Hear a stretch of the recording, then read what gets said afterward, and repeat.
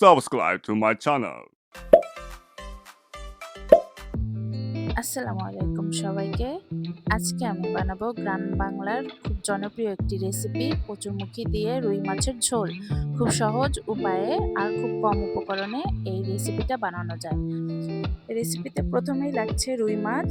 এখানে আমি 3 টুকরো রুই মাছ নুন, হলুদ আর মরিচের গুঁড়ো আর আদা রসুন পেস্ট দিয়ে মাখিয়ে রেখে দিয়েছি। আরও লাগছে খোসা ছাড়ানো টুকরো করে কাটা কিছু কচুরমুখী। এগুলো আমি টুকরো করে কেটে নিয়েছি, আপনারা আপনাদের পছন্দ মতো সাইজে কেটে নিতে পারেন। এখন আমি চুলাটা জ্বালিয়ে দিচ্ছি। কড়াইটা গরম হলে কড়াইতে একটু তেল দিয়ে নিচ্ছি। অবশ্যই কড়াইটা গরম হওয়ার পরে তেল দিতে হবে, নইলে মাছটা ঠিকঠাকভাবে ভাজা হবে না।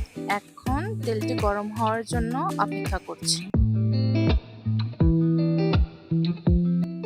তেলটি গরম হয়ে এলেই এক এক করে সবগুলো মাছ আমি তেলের উপর দিয়ে দিচ্ছি।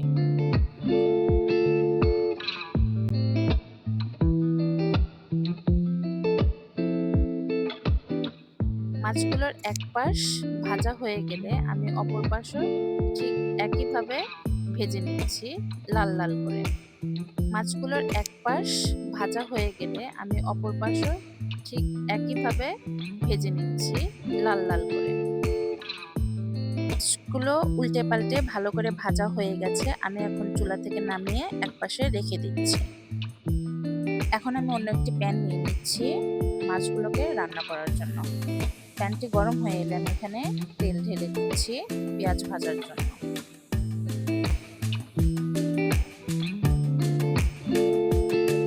তেলটা গরম হয়ে আসলে আমি এর মধ্যে পেঁয়াজ কুচিগুলো দিয়ে দিচ্ছি।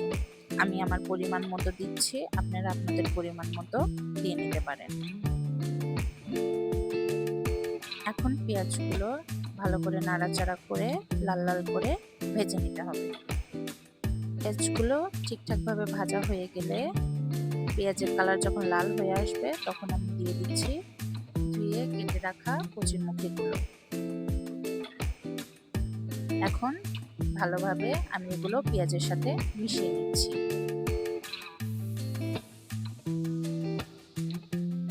এখন আমি এর মধ্যে দিয়ে দিচ্ছি 1 চা চামচ করে আদা এবং রসুন বাটা।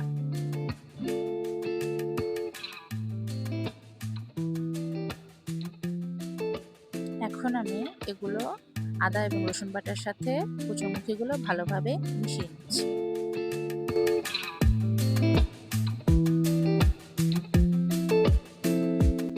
আদা এবং রসুনের কাঁচা গন্ধটা চলে যাওয়ার পরে আমি এর মধ্যে দিয়ে দিচ্ছি কেটে রাখা কাঁচামরিচ। কাঁচামরিচগুলো আপনারা আপনাদের টেস্ট অনুযায়ী বাড়িয়ে কমিয়ে ব্যবহার করতে পারেন। এখন আমি এর মধ্যে দিয়ে দিচ্ছি হলুদের গুঁড়ো। হলুদের গুঁড়ো দেওয়ার পরে আমি এর সঙ্গে ভালোভাবে মিশিয়ে নিচ্ছি।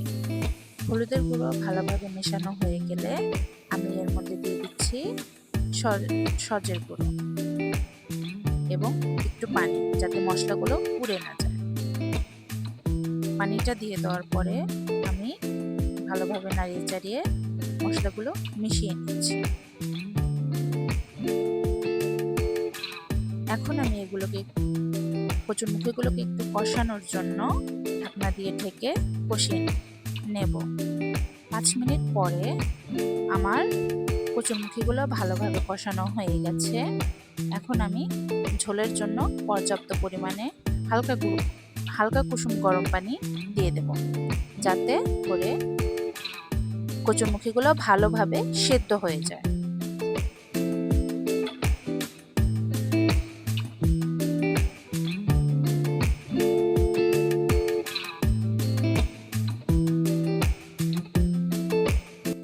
পানি দেওয়া হয়ে গেলে আমি এগুলোকে কচুরমুখীর সাথে ভালোভাবে মিশিয়ে নেব।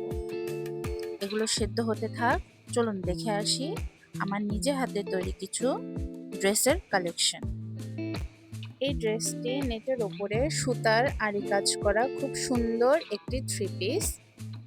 এই ড্রেসটা অনেক বেশি গর্জিয়াস বলে এই ড্রেসটার সালোয়ারটা আমি নর্মাল প্যান্ট কাটিং করে রেখেছি। কামিজটা আমি নর্মাল করেই বানিয়েছি, যেমন আপু চেয়েছে যে আপুটা এই ড্রেসটা অর্ডার করেছে সে শুধু বলেছিল কামিজে যেন কলার সেট থাকে, তাই আমি ড্রেসটা সেরকমই করার চেষ্টা করেছি, ফুল কলারই দিয়েছি।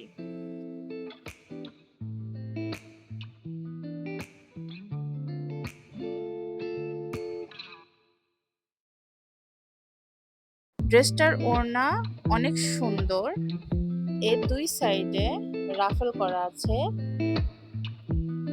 এক কথায় আপুটার ড্রেসটা অনেক ভালো, ড্রেসটি অসাধারণ।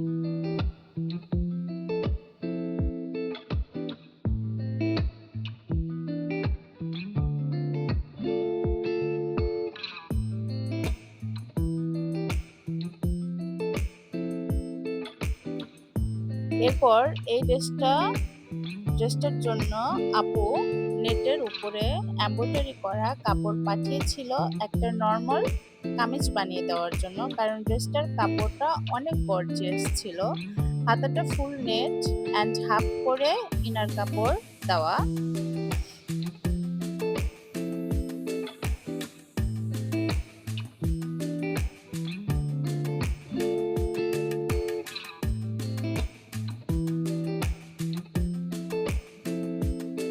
এর পেছন সাইডটাও একদম নর্মাল। দেখুন ড্রেসটা নর্মাল করে বানানো হলেও খুব গর্জিয়াস দেখাচ্ছে, খুবই সুন্দর। ড্রেসের নিচের সাইডটা ইনারের কাপড় আমি একসাথে সেট করে দিয়েছি যাতে ড্রেসটা পরলে কোনো রকম র্যাশ বা কোনো রকম ভারী অনুভব না হয়। আর এই ড্রেসটা দেখুন, এটাও ওই আপুটাই অর্ডার করে, এটা সুতি কাপড়ের মধ্যে ছিল। ড্রেসটা গলাটা আমি লেস এবং কালো কাপড়ের কম্বিনেশনে সুন্দর ডিজাইন করে দিয়েছি। এই ডিজাইনটা আমি নিজেই করেছি। এখানে কালো কাপড় ব্যবহার করেছি কারণ ড্রেসটার সালোয়ার কাপড়টা কালো ছিল। কামিজের হাতায় আমি জয়েন্ট লেস ব্যবহার করেছি এবং গলায় যে লেসটা দিয়েছি সেই একই লেসই হাতায় ব্যবহার করেছি, এবং এটার ওড়নাটাতে সিকোয়েন্স দিয়ে ছোট ছোট সারা ওড়নাতেই ছোট ছোট কাজ করা আছে।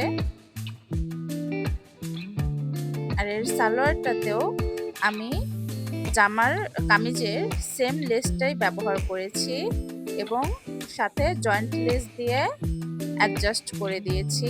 দেখুন কতটা সুন্দর লাগছে। এই ৩টি ড্রেস একটা আপু আমার Facebook page Mumtaz fashion house থেকে অর্ডার করেছে এবং তার পছন্দ অনুযায়ী কাস্টমাইজ করে নিয়েছে। আপনারা চাইলে আমার ফেসবুক পেজটি ভিজিট করতে পারেন এবং আপনাদের পছন্দ অনুযায়ী কাস্টমাইজ করে নিতে পারেন। এখন এখানে আমার ঝোলের পানি অনেকটাই কমে এসেছে, কচুরমুখীগুলো অনেকটা সেদ্ধ হয়ে গিয়েছে। এখন আমি এখানে আগে থেকে ভেজে রাখা মাছগুলো দিয়ে দেব।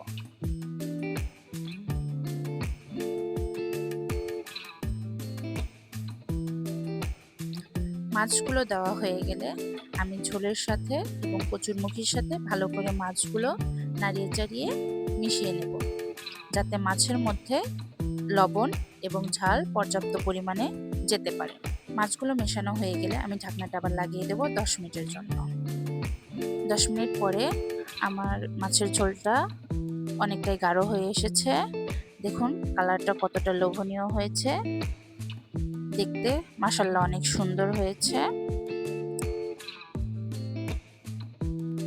এ পর্যায়ে আমি এখানে ভাজা জিরের গুঁড়ো দিয়ে দিচ্ছি। ভাজা জিরে গুঁড়োটা দিলে মাছের ঝোলের টেস্টটা অনেক ভালো আসে। আপনারা চাইলে এটা দিতেও পারেন, আবার চাইলে স্কিপও করে যেতে পারেন। জিরের গুঁড়োটা দেওয়া হয়ে গেলে আমি এটা মাছের ঝোলের সাথে ভালোভাবে নাড়িয়ে চাড়িয়ে মিশিয়ে নিচ্ছি। এখন আপনারা একবার ঝোলের লবণটা চেক করে দেখবেন, যদি আরও প্রয়োজন হয় এখনই দিয়ে দিতে পারেন। 10 মিনিট পরে ঝোলটা অনেকটাই গাঢ় হয়ে এসেছে, কালারটাও মাশাআল্লাহ অনেক লোভনীয় হয়েছে। আপনারা একবার হলেও বাড়িতে ট্রাই করবেন। এই ছিল আজকের রেসিপি। আশা করি আপনাদের ভালো লেগেছে। আপনাদের যদি ভালো লাগে একটা লাইক ও শেয়ার করুন। সাবস্ক্রাইব করতে ভুলবেন না। আজকের মতো এই পর্যন্তই। আল্লাহ হাফেজ।